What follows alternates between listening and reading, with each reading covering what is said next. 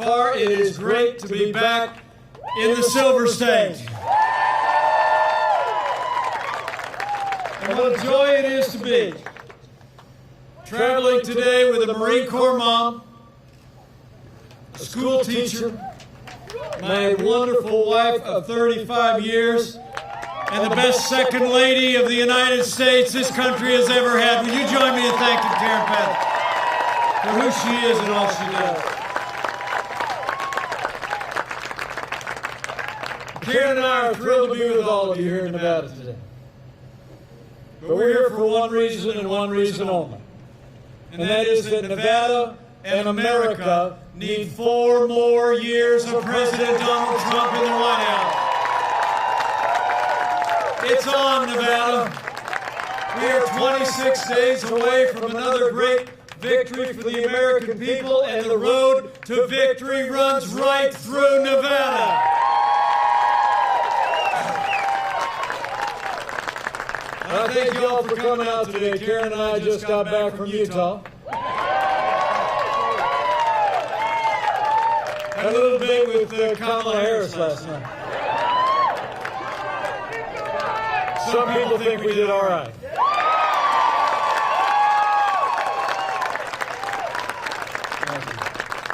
Let me be clear. Last night's vice presidential debate was not just a debate between two candidates. I think it was a debate between two visions. Joe Biden and Kamala Harris want higher taxes, open borders, socialized medicine. They want to abolish fossil fuels, use taxpayer funds to abortion. They want to defund the police. And if you couldn't figure it out last night, they want to pack the Supreme Court. President Trump's vision: we've rebuilt our military. We cut taxes, rolled back regulations, unleashed American energy. We secured our border, stood with law enforcement and for life and liberties of every American.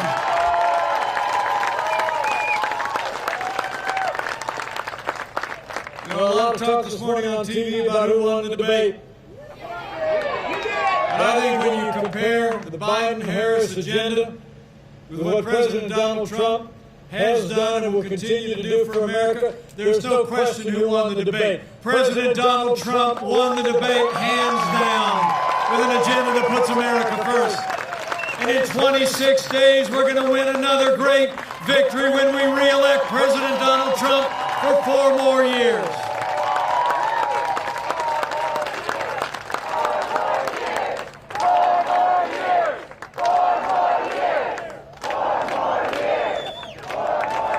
Speaking of winners, it's great to be here with a couple of real winners. A successful entrepreneur, a pioneer in technology, a principled conservative who's represented the Silver State in the Nevada Assembly, and the next congressman from Nevada's 4th Congressional District. Join me in thanking Jim Marsden for his strong and principled campaign. It's also great to be here with a superstar, a small business owner, a family man, a superstar athlete who's actually worked with underprivileged children while he was studying for the law, and he is a man who is tough enough to take on the swamp in Washington, D.C. Join me in thanking the next congressman from Nevada's 3rd Congressional District, Dan Radimer.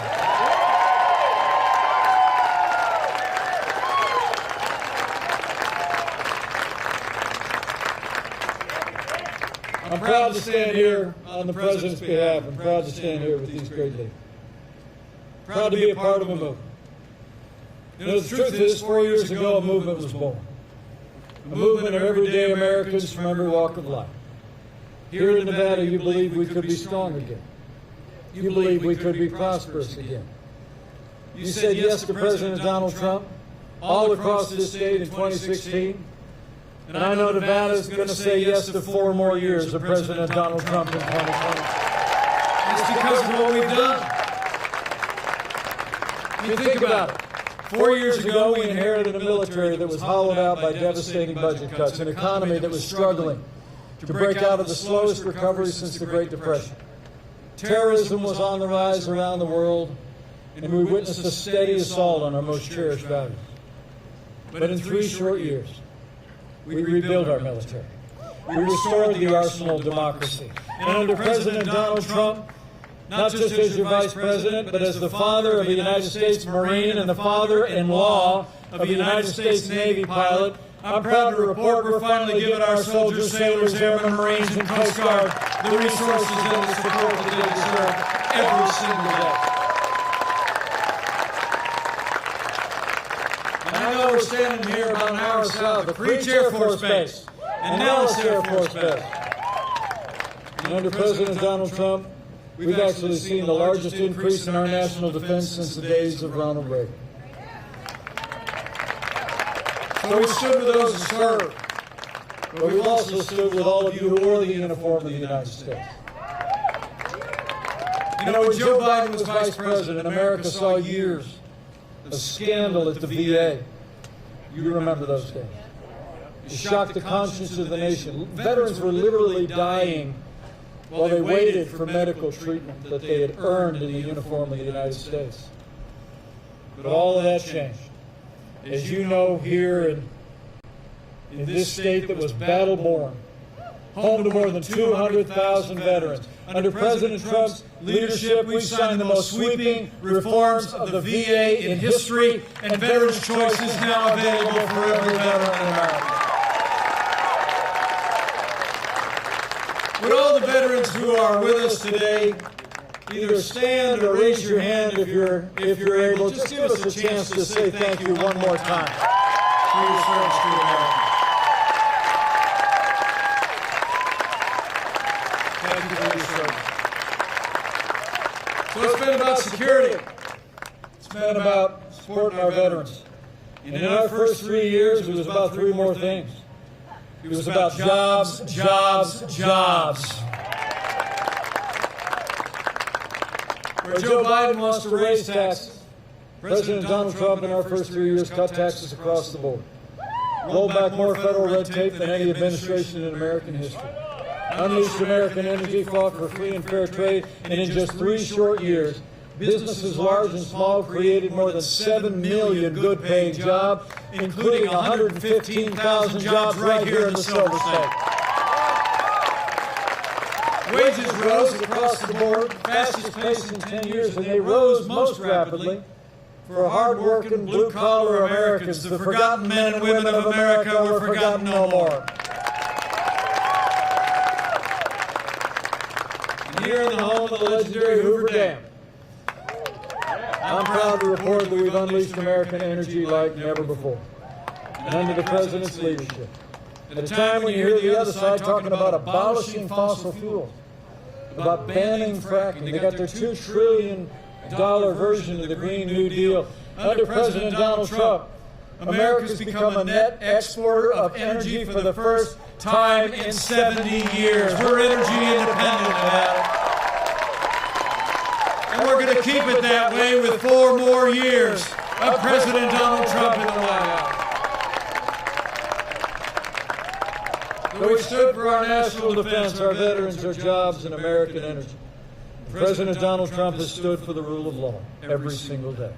This president has already seen appointed to our federal courts more than 215 conservative judges, including Justice Neil Gorsuch and Justice Brett Kavanaugh. And I can tell you, they're all men and women who will uphold all the God-given liberties enshrined in our Constitution, like the freedom of religion, the freedom of speech, and the Second Amendment right to keep and bear arms.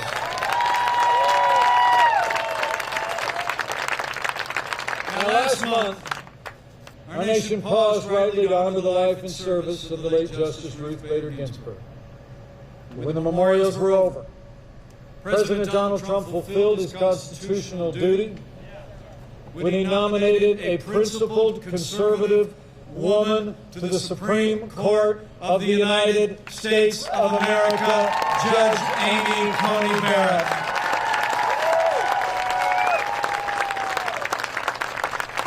And I can tell you, I'm a fan of Judge Barrett, and not just because she's from Indiana. Judge Amy Coney Barrett is a principled conservative who has an inspiring personal story. She comes from the heartland, and she'll bring that commitment to our Constitution, to interpret laws as written, to not legislate to the bench, to the Supreme Court of the United States. So after the Senate does their part, with hearings coming up early next week, their part to advise and consent, I know that Judge Amy Coney Barrett will be Justice Amy Coney Barrett, because Nevada, we're going to fill that seat.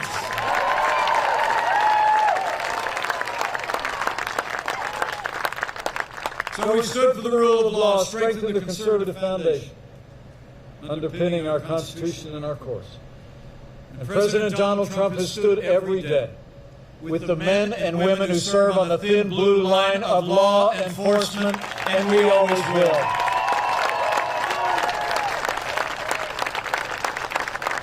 President Donald Trump and I know that the men and women who serve in law enforcement around this country are the best people in America, and they deserve the respect of every American every single day.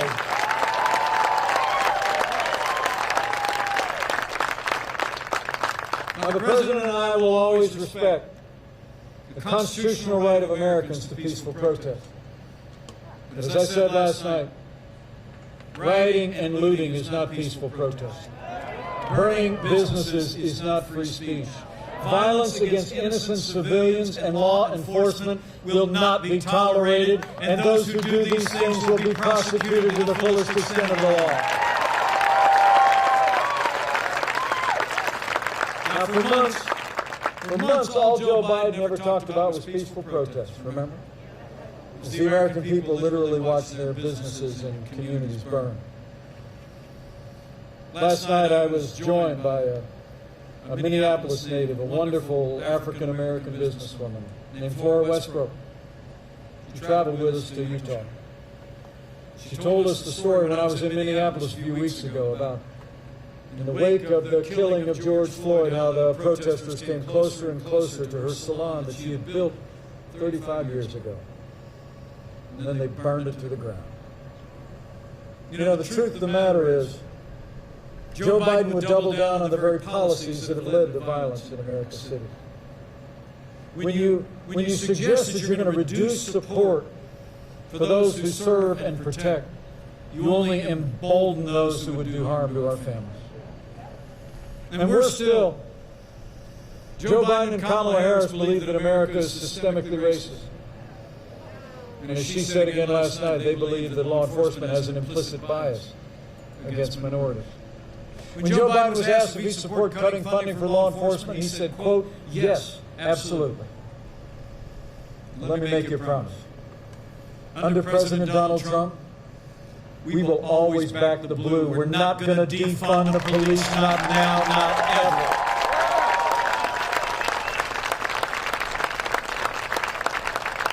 President Trump and I know we don't have to choose between supporting law enforcement and supporting our African-American neighbors.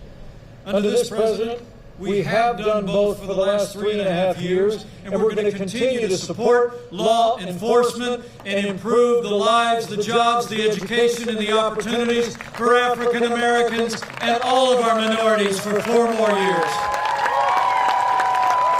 Under this president, we're going to have law and order in every city, in every state, for every American of every race and creed and color. So help us God.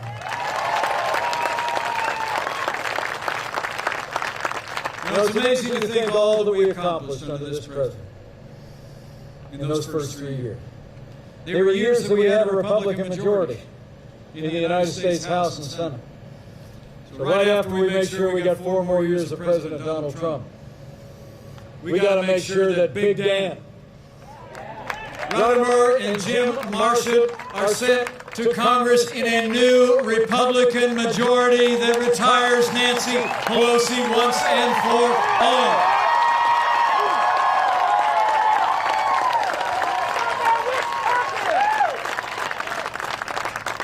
So we rebuilt our military, we revived our economy, we stood for life and our liberties and law and order in our first 3 years. In a word, we made America great again.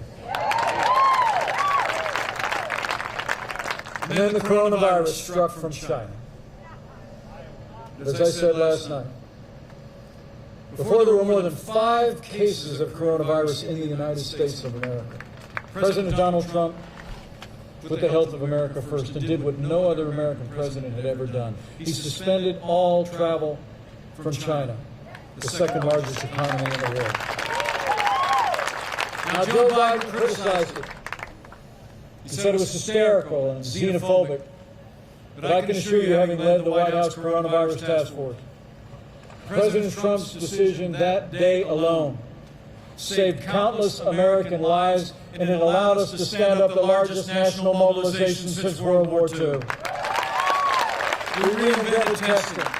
We saw the manufacture and delivery of hundreds of millions of medical supplies to our incredible doctors and nurses.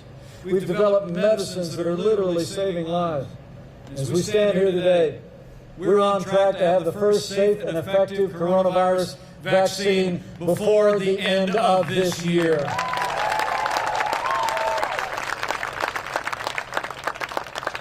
And let me just say on behalf of the President and the First Lady, how moved we've all been by the outpouring of prayers and support for both of them over this past week.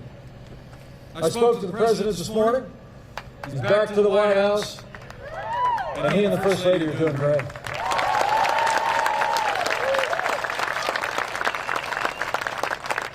The medical care that they received, the medicines that they received are all a part of the national response that we've made available to people all across this country.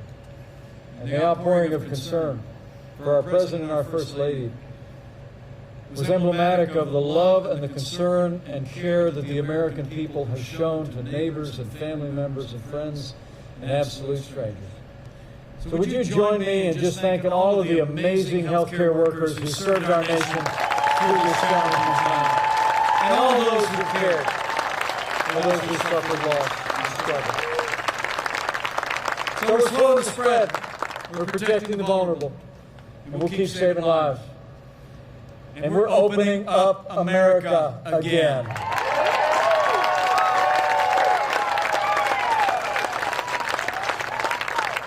You know, with the strong foundation this President poured in our first 3 years, with the unprecedented relief that we secured from the Congress for families and for businesses, it actually literally saved 50 million jobs. Where we lost 22 million jobs at the height of this pandemic, we've already added 11.6 million jobs back to work, including 150,000 people back to work right here in the Silver State.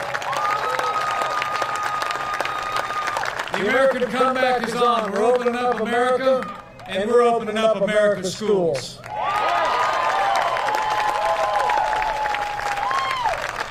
Just last week, the President announced that we're distributing 100 million rapid point-of-care tests to states across the country to get our schools open, to keep our schools open, to keep our kids safe. So we've gone through a time of testing. But I came here today to say that in 26 days, we're coming to a time for choosing. And the choice in this election has never been clearer. The stakes have never been higher. It's amazing to think in the middle of a global pandemic, Joe Biden wants to raise taxes by $4 trillion. You heard his running mate Kamala Harris say last night that they were going to only raise taxes on certain Americans, but Joe Biden said twice in the debate last week that on day one he was going to repeal the Trump tax cuts. I mean, the truth of the matter is, President Donald Trump cut taxes across the board. It gave middle-class families a $2,000 tax break. It increased income and wages by $4,000, and we're going to keep cutting taxes for the middle class for 4 more years.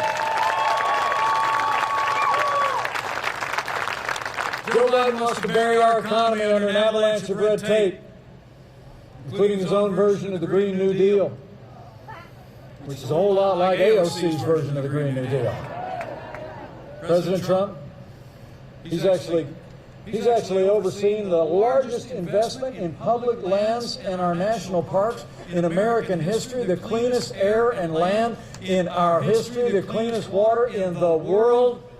and we cut federal red tape and unleashed American energy all at the same time. We're going to keep doing it for 4 more years. Joe Biden is for open borders, sanctuary cities, free lawyers, and free health care for illegal immigrants. President Donald Trump, he kept the promises he made to the people of Nevada.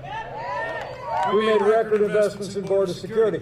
Mexico is doing more to secure their southern border and ours than ever before. And we've already built more than 300 miles of that border wall on the southern border of the United States. And with 4 more years, we're going to build it all. And when it comes to jobs and trade, the contrast couldn't be more clear. Under Joe Biden, his 47 years in Washington, D.C., we saw deals like NAFTA. You know, in the wake of NAFTA being signed into law in 1995, 60,000 factories closed, and many of those jobs went south of the border and overseas. And Joe Biden never lifted a finger to reform NAFTA. But thanks to the man who wrote the art of the deal, America got a better deal. NAFTA is gone, and the USMCA is here to stay. It's a huge win for American jobs and American workers. And where Joe Biden has been a cheerleader for communist China every day. Actually said it was a positive development to see the rise of China. To see China literally be half of our international trade deficit. From day one, President Donald Trump put China on notice that the era of economic surrender is over. And we're going to stand strong with China until they open their markets, respect American private property rights, and put American jobs and American workers the respect they deserve. So it's been about security and prosperity, but as I said earlier, it's also been about our most cherished values. And Joe Biden, Kamala Harris, and the Democratic Party actually support late-term abortion. And Joe Biden wants to use taxpayer dollars to pay for abortion all the way up to the moment of birth. And I'll tell you, I couldn't be more proud to serve as vice president to a president who stands without apology for the sanctity of human life. President Donald Trump is the most pro-life president in American history. And we will keep standing for life for 4 more years.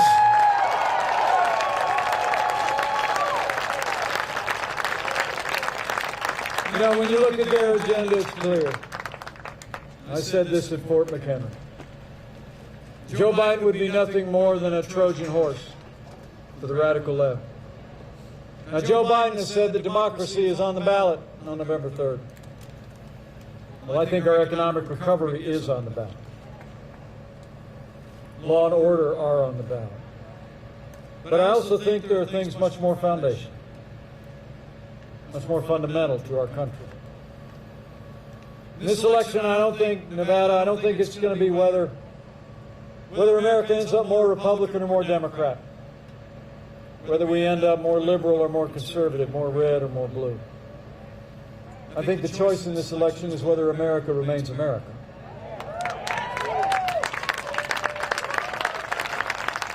It's whether we're going to start a course based on our highest ideals of faith and family and freedom and patriotism and the American flag and the Constitution of the United States, or whether we're going to abandon that path and allow the radical left and Joe Biden and the Democratic Party to take our nation somewhere it's never been before. So let me say today to all of you, standing here in the blazing sun of Nevada,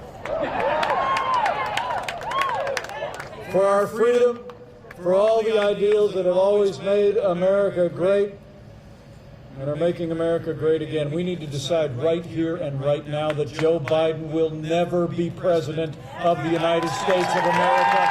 We're going to re-elect President Donald Trump for 4 more years.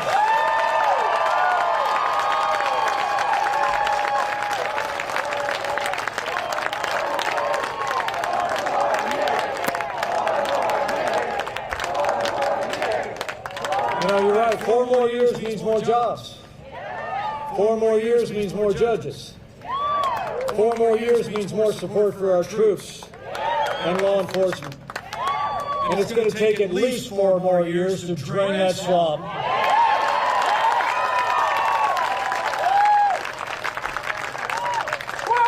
You know, I've served around this president every day for the last 3.5 years.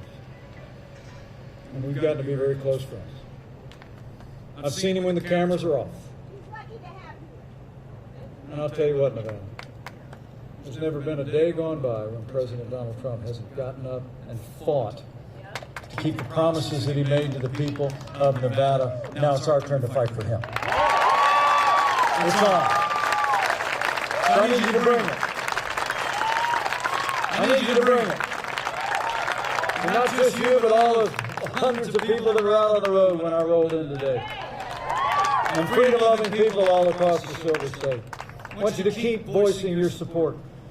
Talk to your neighbors and friends at work and at worship about all that we've done in the last 3 years, about the way this president has led us through this challenging year, and all that we have yet to do.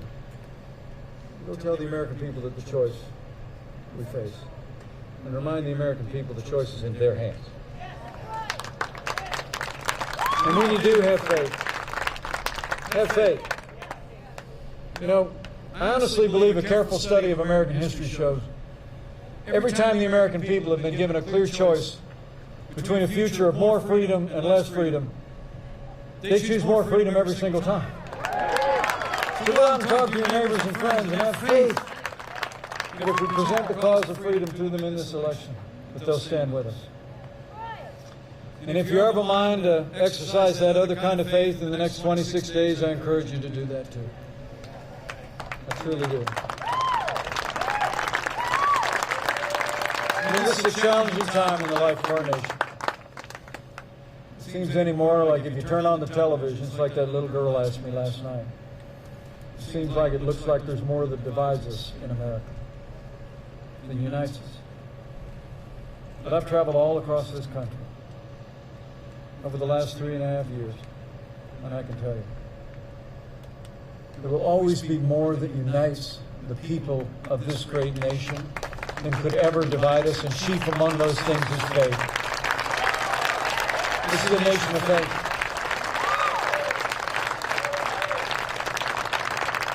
So if you're a person of faith, I encourage you to claim those ancient words that Americans have clung to through much more challenging times than we could even imagine. That if his people who are called by his name will humble themselves and pray, he'll do like he's always done in the long and storied history of this country. He'll hear from heaven, and he'll heal this land. This one nation, under God, indivisible, with liberty and justice for all. So pray for America. It'll make a difference.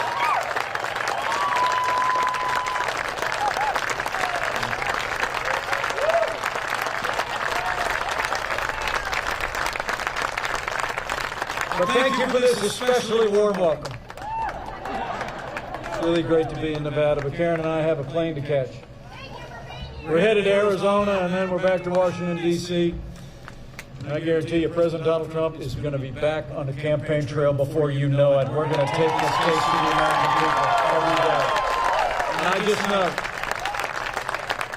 with your continued support, every day between now and November 3rd, we're going to make Nevada and America stronger than ever before. We're going to make Nevada and America more prosperous than ever before. And with Jim Marsha and Big Dan Rotheimer in a new Republican majority in the United States House of Representatives, with a renewed Republican majority in the United States Senate, and with President Donald Trump in the White House for 4 more years, and with God's help, we will make America great again. So thank you very much. God bless you, and God bless America.